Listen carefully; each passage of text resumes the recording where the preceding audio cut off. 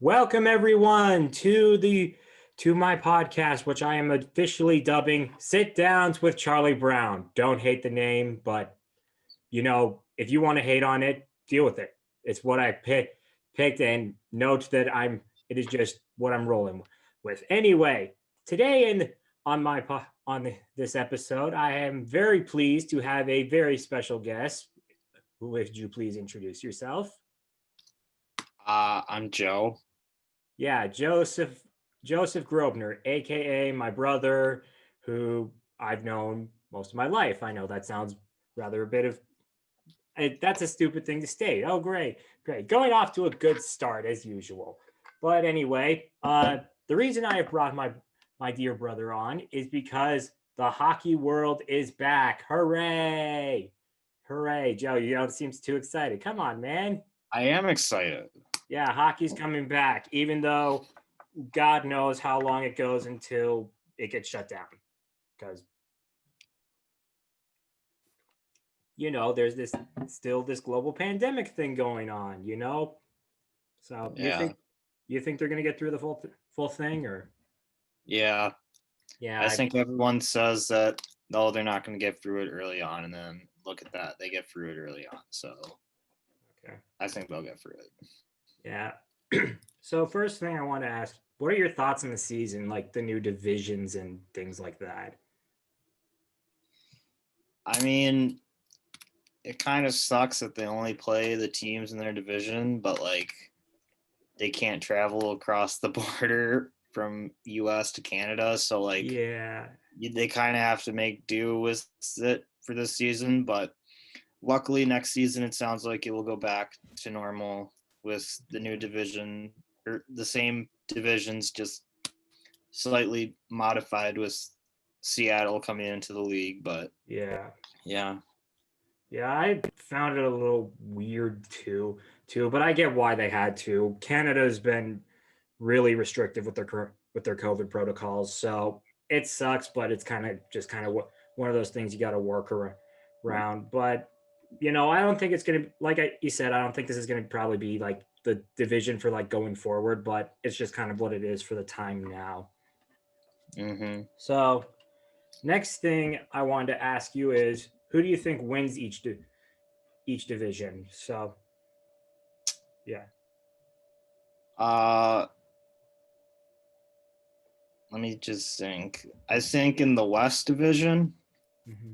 I think Colorado or Vegas are probably going to be the top two teams. I know that's not picking a winner, but those are the two teams that I think will be the top. The Central, I think it's going to be easily Tampa Bay, just because I think they're really good. And then, who was it? In the East Division, I think it is called. I don't know the divisions off the top of my head. I'm just going what I think Yeah, they no, are. I got you. I have them on my phone right here, so if you need Okay, help. I want to say Philadelphia because I think they are an up and coming team that is really good. For Canada, though, I don't know. It's really tough to tell. If I had to go with who I'd think would do it, I'd say Calgary. But if you ask me, I think all the teams have a good chance at winning that division, except for maybe Ottawa. Yeah, because Ottawa's still build. Yeah, because what I noticed with the Canada division, like the only teams I really see winning it, like are either like Edmonton, Vancouver, Calgary, maybe Toronto, but like they can be hot and cold sometimes. But yeah, like Mm-hmm. Canadians are just, I don't see them doing a whole lot. Jets, they lack a lot of defense. That's another issue they have. And then, like you said, Ottawa is still building. Um, so that's what I see for the North. West, I kind of agree with you. I feel like it's most likely Colorado and Vegas competing for the top two. Uh, really, like the thing is, like a lot of like I feel like there are going to be four teams in the West Division tanking because you got Arizona, who really has nothing, after their offseason. Sharks are locked into a lot of long-term contracts, and Vegas or Los Angeles and Anaheim are still in the middle of their rebuild. So I don't know.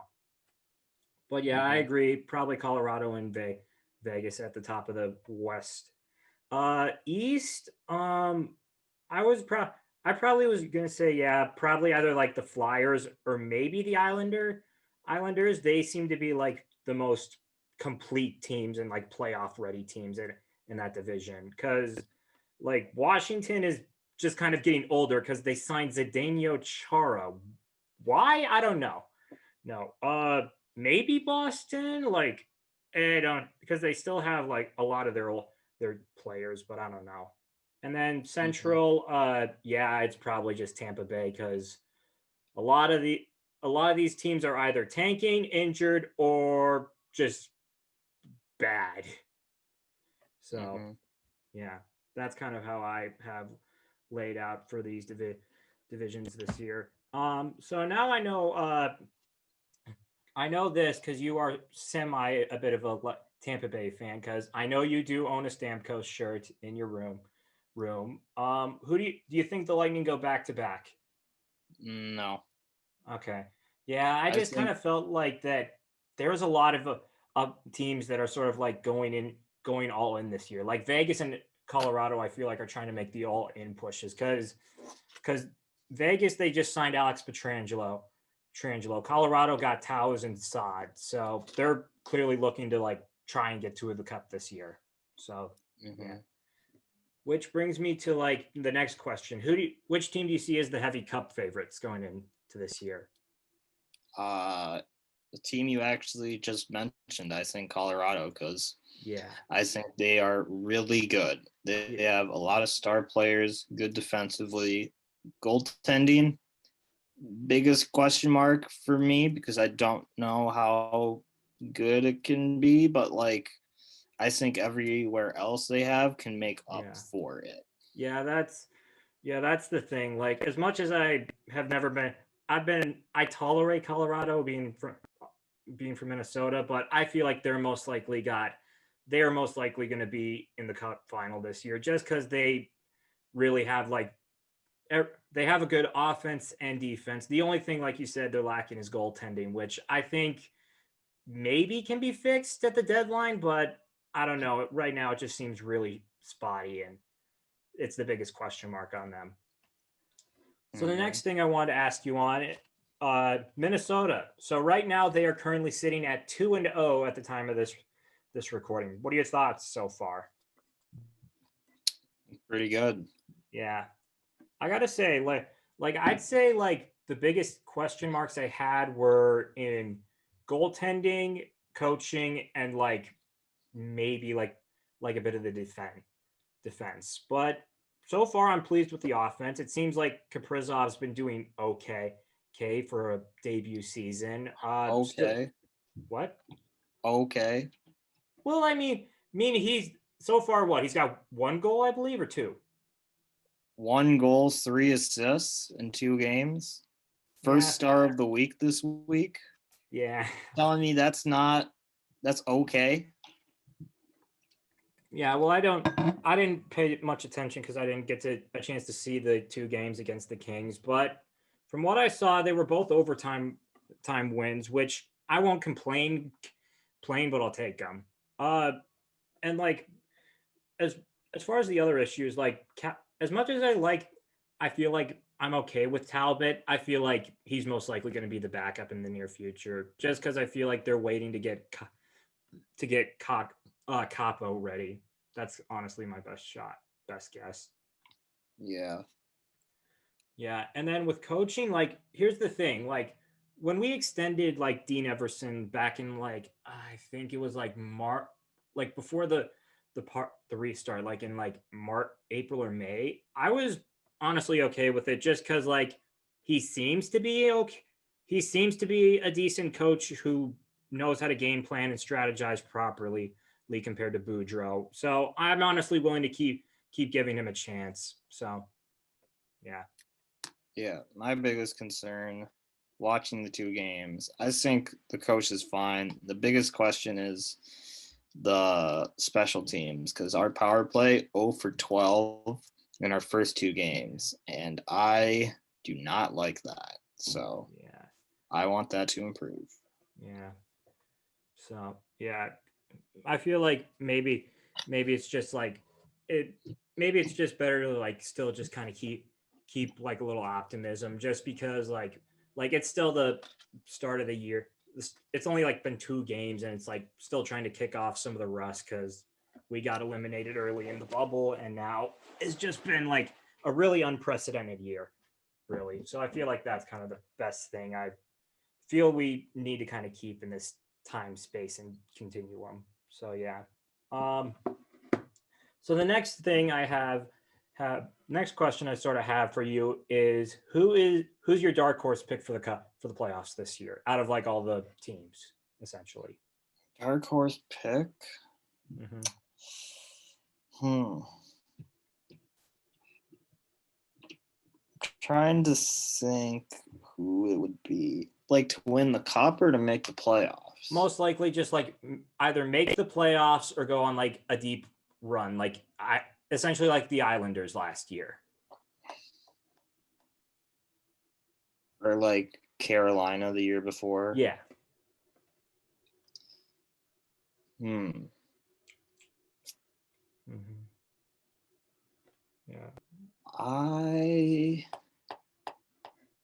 don't know off the Yeah. top of my head. Because That's a good question. I say okay, you know what? Actually, I take it back. One team, actually I'll go with 2 because I think these are 2 interesting teams to watch. The first one is Montreal because I think they have improved.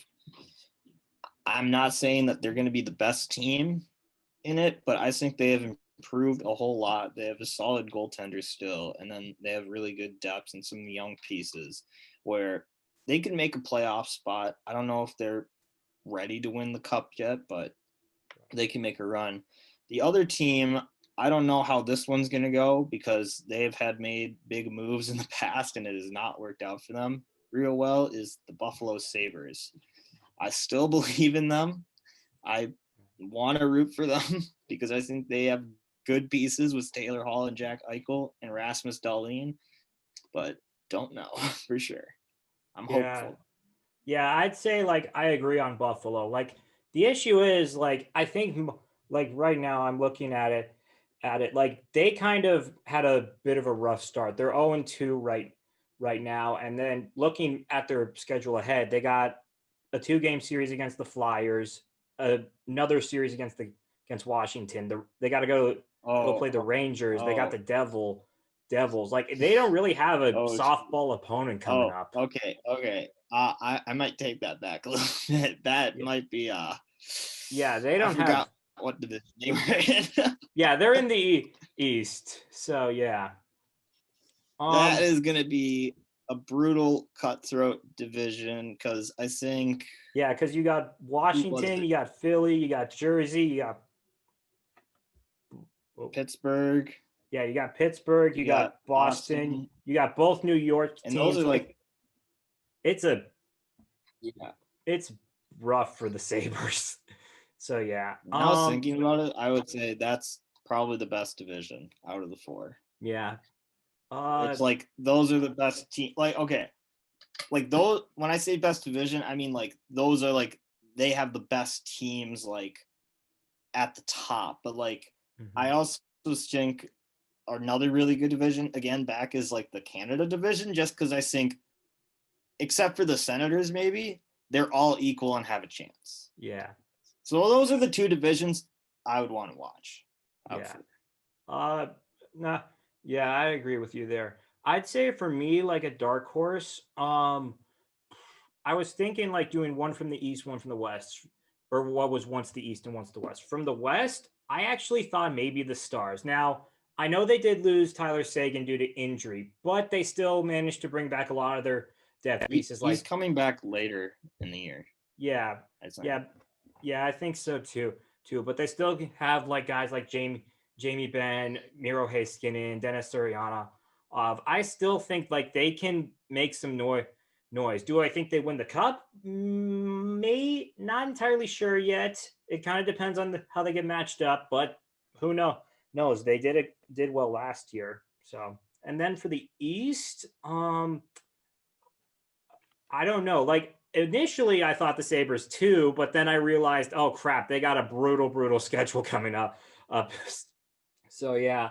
I was thinking like maybe a team like maybe either like the Islanders or heck, maybe even like the Devils or something, just because like even though like the Devils fired their coach and GM last year, they still got some forms of talent, some sort of depth they on their roster. Well, It's just the thing about the Devils is that they've played 2 games right now, both against Boston, and I was actually kind of impressed on how well they played. So yeah, I think that's a positive sign for them.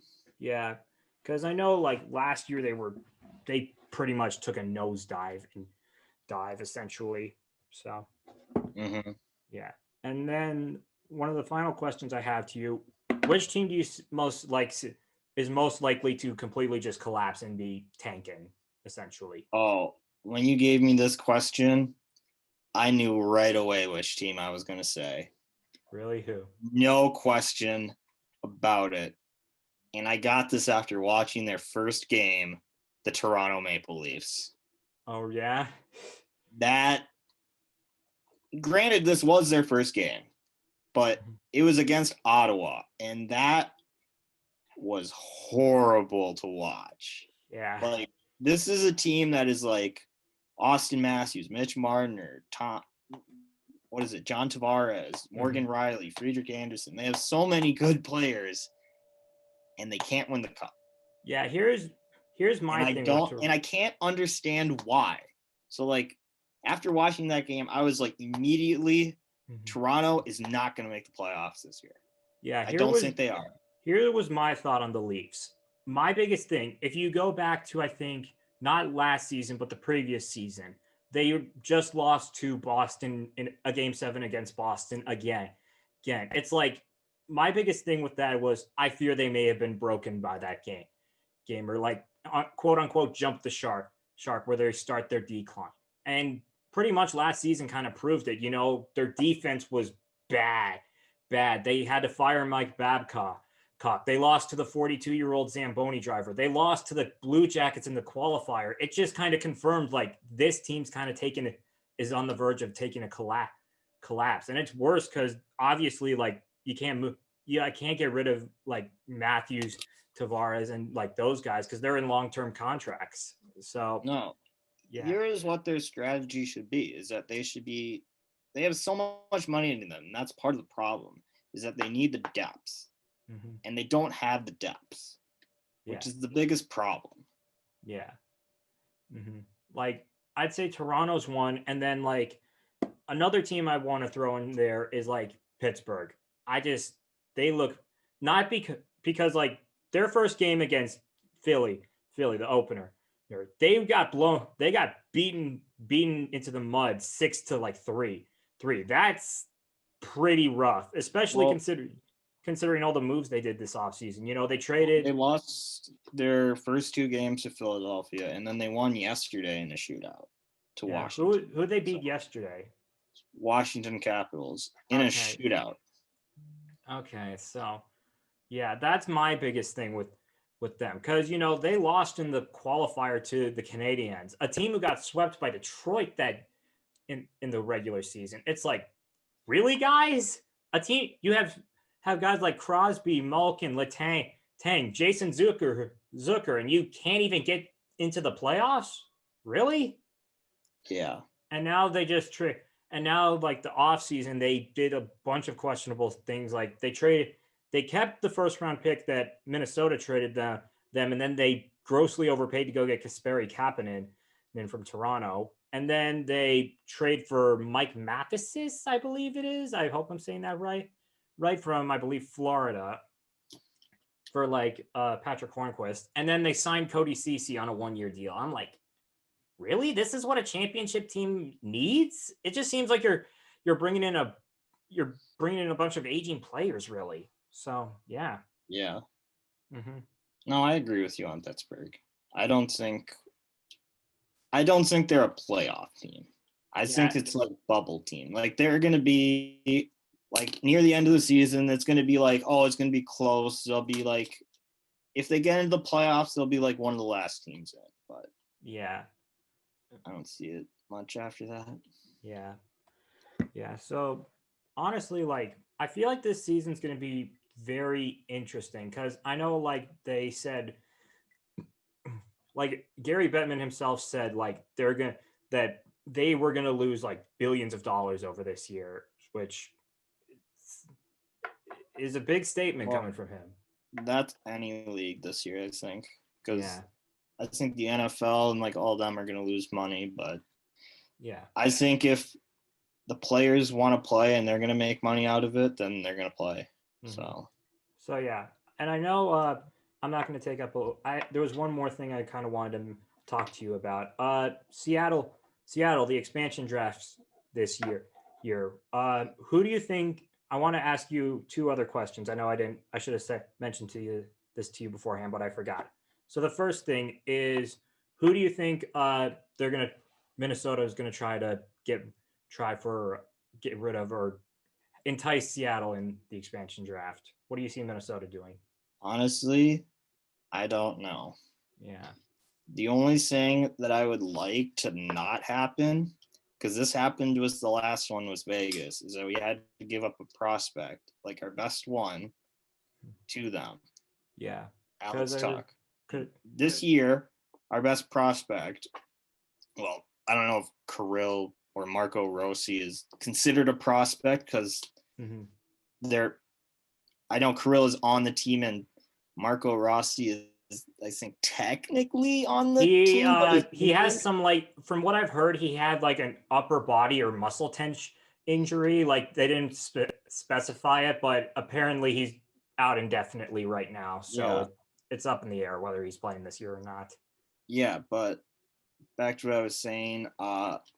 So then our best prospect is Matthew Boldy, and I would really like to not give that up because I think he's going to be a really good player in the future, but it's going to be tough for when they make that decision. Like, I think right now everyone's saying Matt Dumba, but they let him go last time and they didn't pick him up. Yeah, I thought they were going to Vegas was going to take Dumba just because like I felt like he would have been the face of their defense over there. But you know, yeah, I from what I've heard, I've looked at like social media comments and things like that. Apparently, what people were kind of hoping for is maybe trying to entice them to put.